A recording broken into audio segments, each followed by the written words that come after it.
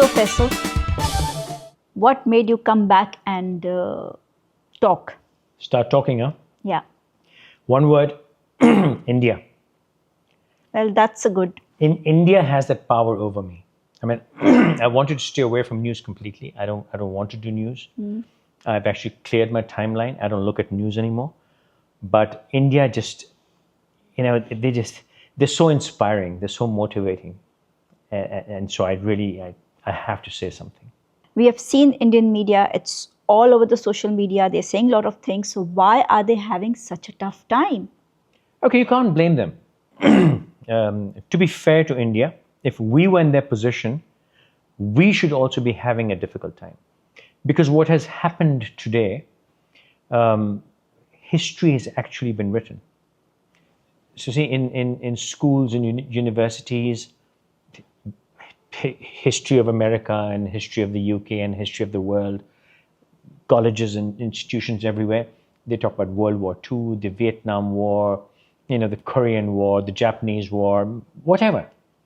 For the next 100 years, they will talk about this war. Islamabad. Right, and a part of this war will be Islamabad Accord. Correct. And it will be studied, there'll be theses written on it, there will be discussions on how Pakistan managed to do this. We can talk about that in a moment if you like.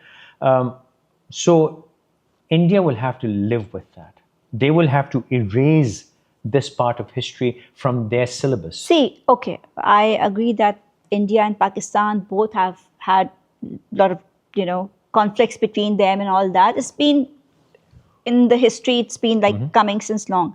But whatever Pakistan did, it has actually done a very good thing to the world. Right. Even India was going through a tough time. They were not having energy and they were having a huge energy crisis. There was no LPG, there was no gas, anything.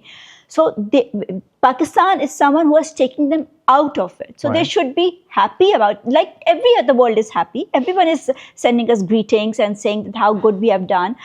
Someone had to do it, right? So it's Pakistan. Yeah, you see, that logic is logical. By definition, it does not apply on India because it's logical. And also you said there has been a conflict. No, we've never had conflict with India. We have never wanted to fight anyone. Afghan war, we didn't want to fight. It was brought to us. Yes, that's true. India is a terrorist state. Their government, the establishment is nothing but a gang of terrorists. They have tried, and again, there's something else we can talk about in a moment. Their job was to destroy Pakistan.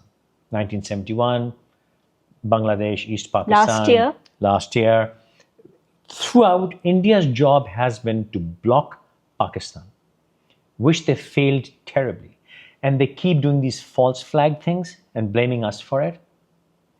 That gentleman, ex-CIA person who has said just last week that the Air India aircraft that crashed and was blamed on Sikh separatists was wrong. India downed their own aircraft themselves. Just for that, the Indian nation should be screaming out that, oh my God, our government killed our families just for politics. But here's the thing. No Indian is screaming about that. That's not even catching the news cycle. So with humble apologies and respect, but it's 2026, people say what they want to say. The whole Indian nation is so obsessed with Pakistan, they would rather self-destruct. They would rather go down, but to see Pakistan prosper. But even now, if you see, like whatever they're going through, a phase that they cannot digest, they cannot, even sleep at nights, the whole nation, right? Right. Like the whole nation. Important, not just the media, the whole nation. The whole nation, because what we see on it. But the thing is that they don't understand that they have been moved to a corner. And the whole world is on one side to make peace in the world, and they are in one corner just because Pakistan has taken a step forward for these peace talks. Okay, no, they're not being pushed into a corner. They're about to be forgotten. That's what I'm thinking, yes. They no longer serve a purpose. And we'll have to go back to May 2025. See, India's purpose in this region was, there were two purposes. One, to block China from growing, and to somehow disintegrate Pakistan so China cannot use Pakistan in their One Belt, One Road initiative. May 2025, God save Modi, long live Modi, may he be the Prime Minister of India for 1,000 years, may he have a long life. They screwed up. Yes. They had no idea what they were going up against. And they poked us in May 2025, Operation Sindoor, whatever operation that was, and we decimated them. We destroyed them. And Rafales have never been taken down. We were shooting them down before they could take off. So India serves no other purpose. Why would the superpowers of the world tolerate another nation which could, now the first most populous country? Why would they tolerate a country that large to exist and become a possible, they will never become a superpower, but aspire to become a superpower? So it's not that being pushed into the corner. They will, high possibility, forgotten, very high possibility, India will see some disintegration. That's another discussion, complete separate discussion. Their eastern border, they're having problems. Their army is engaged right now with separatist movements, and they're killing people. No one's talking about it in the media. Indian army is killing people. There's a genocide going on in India right now on the eastern border because the whole Assam thing. Separate discussion, not for Kashmir. today. Kashmir is let's get to that when we get to that. Let's see what happens to that. I'm hopeful on that too. Given what's happening in India, I don't think they can retain any of the borders. They're in serious trouble. Eastern, northern, western. The only thing is south they can keep, which is the sea. Which is to say, yes. But all three sides, they're in serious trouble. Now, the question that I want to ask you is that we have got two different countries who have come to Islamabad for the talks. And when the Iran delegation came, before they came, actually, our Air Force went to Iran and to escort them here in Pakistan, the whole delegation. When our Field Marshal received them at the airport, actually he was wearing a uniform. And at the same time, when US delegation came, our Field Marshal went to visit to receive them, and he was wearing a suit. So why is that so? Well, let's first establish one thing. Nothing happens by mistake or by chance. They're people who sit and think what to do, what to wear, where to stand, the color of the carpet, where will the flowers be. So everything is choreographed. So this is also choreographed. It's not by chance. And it's a very, very strong statement. You said two things. Our jets went to bring the Iranian delegation. We did not welcome them in our space, in our airspace. We went to Iran and flew with them from the beginning till they landed. Giving them protection. Right. This was not a guard of honor. Yes. This was exactly what you said. We gave them security. Protection and a statement. Because, let's be fair, their supreme leader was killed in an attack. And there was very high possibility that someone could take this delegation down too, for multiple reasons. A, just to take them down. B, to derail the whole peace process. Whoever it could be, but somebody could do it. So we were saying multiple things. So we were basically saying with Iran, we stand militarily. It's not just a negotiation. It's not just a mediation. We are standing with Iran militarily. And we are welcoming the rest of the world diplomatically. So Field Marshal Asim Munir, and 1,000 points to him for that. He wore a suit that was very diplomatic, civilian sort of statement. We're here diplomatically, but with Iran, we're there militarily. So what we're saying is, push comes to shove, if it, God forbid, ever comes to that, we're telling them where will our, I'm trying to say, which side our efforts will stand.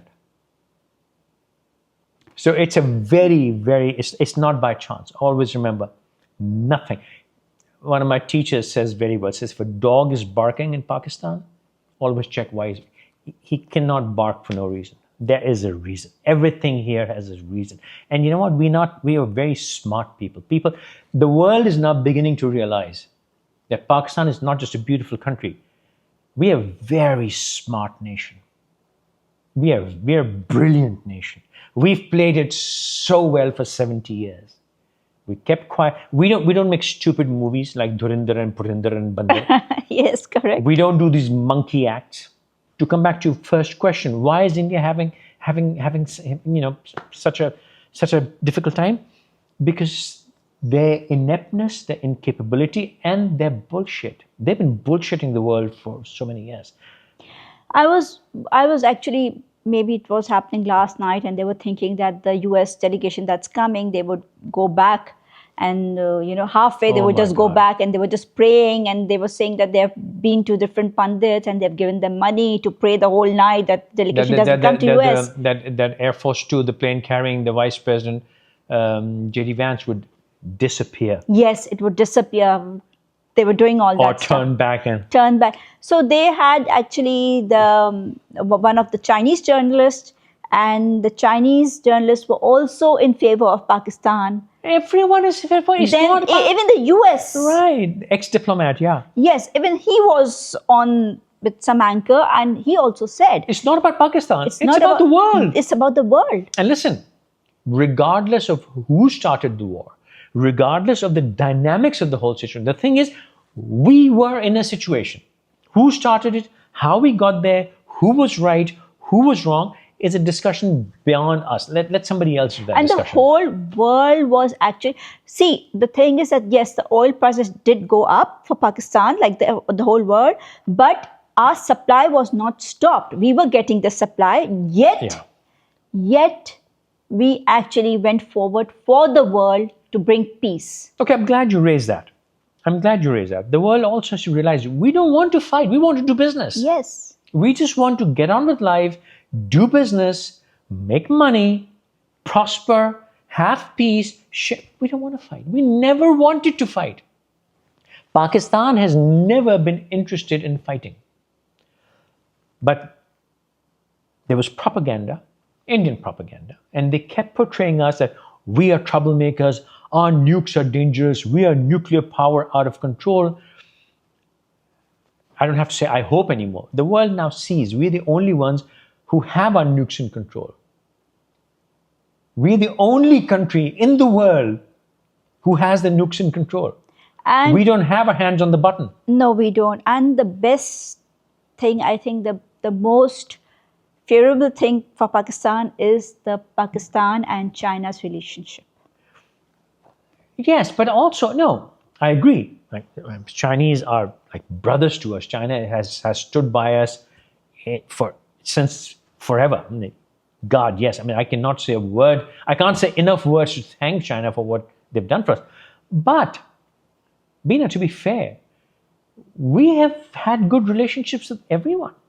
Yes. We've worked with America, we worked with Russia, we worked with the UAE, and I'm sorry, I don't know if you're allowed to say it, but I'm going to say it again. 2026, people say what they want to say. Part of Pakistan, and specifically Karachi's destruction, has been engineered and funded for the past 50 years by some country. Everyone knows. I'm not going to take a name because they're already very upset with us. By a couple of countries in the region. Yes, that's correct. Couple of not empires. There's a union or two in the region. And even, I mean, if we see, like, we are a peacemaking country. Yeah. And if we had continued the war, if we had not done anything, we were actually benefiting from this. Our ports were benefiting from this. Oh, we will continue to benefit. Yes. That tide has turned forever. It turned because of this Inshallah, war. God willing. Yes. Oh, yeah. Listen, I think God has rewarded us for being peaceful. Finally, no matter which way this war had gone, we were good. No matter what had happened, good or bad, we're good. Yes. Because we have stood on the right side of history, and that side is not any side. That side is just don't fight, man. Let's do business. Everybody calm down. Please calm down. Okay, one more question. Uh, there were so many countries, they were just saying no war, no war, no war, no war. No one was in favor of the war, okay? But no one came forward and actually said, okay, now stop. But why was it Pakistan? Because no one could. Yes, We're why? the only ones who could. How? All the countries that mattered love us. We have no enemies other than India. Thank you, Modi. I love you. All right. And what about our foreign policy? That helped us? Phenomenal. Because but everybody loves us. We have no enemies. Yes, that's true. That is the foreign policy. People, naysayers for the past so many years have been saying, oh, Pakistan doesn't have a foreign policy. Pakistan doesn't know which side they're on. Are we on the American side? Are we on the Chinese side? Who are we? And we kept saying, we're on everyone's side. We're on the side of doing business. Everyone, let's sit on the table and make some money. We don't want to fight. And today it's paid off. We've been resilient. We've been steadfast. We've been on the right path. And we have stood strong on that path. We will not go completely on any side. We're going to keep a balance. We're going to do business. Chinese best friends. I mean, God, they're like family. We love you, man. But Americans, we're open for business. Let's do business. Saudis, brothers. Come on, we have a defense pact with them. Oh, yes. Even our Air Force, Yeah. they're there to... Iran, brothers, man. We love you. You're a neighbor. We're Muslims. We can't fight with a neighbor unless if the neighbor is India. Because that's the devil's child. I mean, Even with Afghanistan, we were all okay. we don't want to fight with you, We man. don't want to fight. The only issue there was that has been resolved now. That was self-defense. Self-defense, yes. Even India, we self-defense. We don't start any trouble with India. India provokes us, or India gives us a reason. So if India is going to provoke us, do you really think we're going to sit back and take it? No, we're going to fight back. We don't want to fight, but we know how to defend ourselves. So why is suddenly the world taking us so seriously? Military power. Money, yes, we don't have money. We are under IMF burdens, loans, whatever. But if you're militarily weak, no one respects you. Because they know they can take you out like that. Actually, I, being a Pakistani, and it's been 70 plus years since Pakistan has come into being. Before Operation Sindoor, whenever there used to be some tensions on the border from India and Pakistan, I always used to be a bit scared that something is going to happen, and India is a big country and they've got so much military power and all that, and the whole the world is. We've had so many arguments. You kept saying the war, and I kept saying there'll be no war. Yes, but even we said, oh, who is going to come and help us? We are very weak. But when Operation Sindoor happened, and the way we showed our strength and we showed our. So you have more faith now, huh?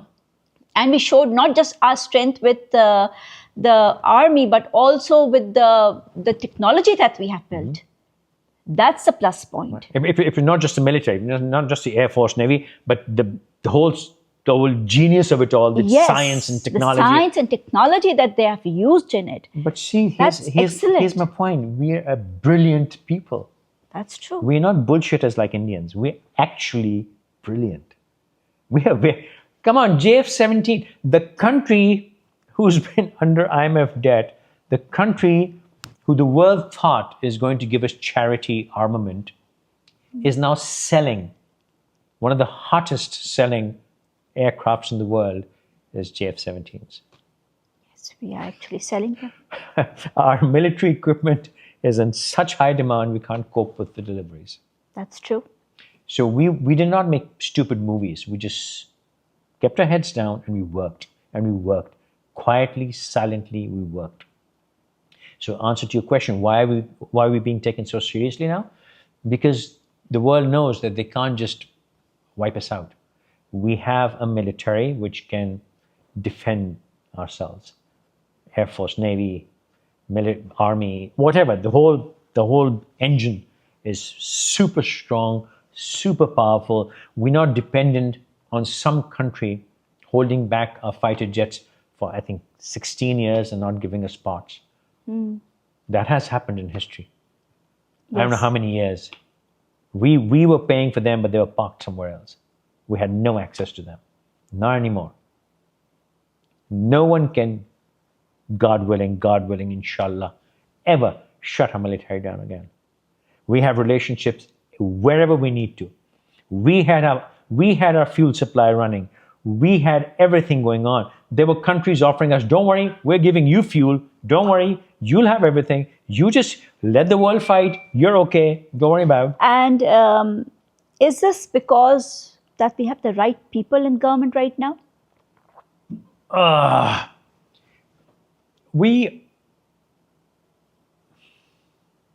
No, there are multiple factors. Yes, we've had bad people. No arguing with that. We've had our enemies, stooges in power. Yes. I'm not going to argue with that. That has happened. That happens with every poor country. We've been a poor country. We've been a country under IMF burdens. Again, should we be there? No, it's a separate discussion. But bottom line, yes, we are in debt. And when you're in debt, you agree to do whatever. But again, it comes back to military. We needed this time to silently build a military power which could defend itself. Until you have that military power, you cannot stand up and say, whoa, hang on, buddy. So we had to take this time. 70 years mean nothing in the history of a nation. All right? So yes, while we had not the best leadership and sometimes very bad leadership, but even if we had good leadership, they couldn't do anything because someone could come and just wipe us out. We had to tread very carefully. We had to make very careful choices. We could not upset anyone. We could not go and hug China, so America would shut us down. We could not go hug America where China would say, go away. We could not go to Russia. We were walking on Glass. broken glass. Yes. We were tiptoeing very slowly. But in the meantime, here's the good part. While whatever was happening in our political or military political dictatorships or whatever, there was another force hidden, silently, quietly doing its thing, playing the long game. They were quietly building your military power, your resources, setting up a network, building up technology. They kept doing that. And finally, when that came to fruition, when it was ready to show off, now, how come this leadership, and well done Asim Munir, well done Shahbaz Sharif, well done Ishaq Dar, well done Asif Zardari, well done whoever. You may not like them, but God has chosen them. You can hate them all you want, but God has chosen them to be the ones who are going to be signing these documents. History will remember Field Marshal Asim Munir as the man who saved the world and brokered this deal. I'm not somebody who would say, oh, no, we're great. And no. It's God's doing, alhamdulillah. Thank God that God made us and put us in this position where we could do this. God wanted to bring the world to this crossroads and then pull it out. And then the instrument of that change, of that salvation had to be Pakistan. It's God's choice. It had to be under this leadership, God's choice. They're very fortunate and blessed people whose name will go down in history. It'll be taught in schools. Theses will be written on this. Army schools will discuss this. Schools of diplomacy will talk about how Pakistan brokered this deal. There will be political science students all over the world studying this. Your very first question, India should be scared and worried. I don't blame them. I don't blame them if they're weeping. But you know what? They need to grow up. They need to grow up and stop acting like stupid, spoiled brats. It's not about them. They think the world is about them. They're not. India is, like Shashi Tharoor said, I'm not saying it, their Shashi Tharoor, their leaders are saying, India's finished. India is finished. India, the way we've known it, India, the way it stands today, is finished. And I don't want to say it, or actually I want to say it. India's borders are about to change. Well, that's a bit tricky thing. Topic for another discussion, but with Bangladesh now free of India's clutches, Oh, yes. Pakistan, China, Tibet, and all this whole bunch, Nepal, all these countries, India's gooseneck, another discussion, but India's in serious trouble. The Sikh separatist movement, the Sikhs deserve a country of their own. They have been oppressed and troubled long enough. They deserve a country. So India's borders are going to change. And I also assure you, inshallah, God willing, Pakistan borders are going to change as well. Kashmir. Kashmir, yes, of course. So their border is going to reduce and our border is going to expand, inshallah. Wait and see. If any Indian sees this video, I hope they do. You asked me why I'm doing it again. That's the only reason I'm doing it. This is for you, India. Modi ji, we love you. Mwah!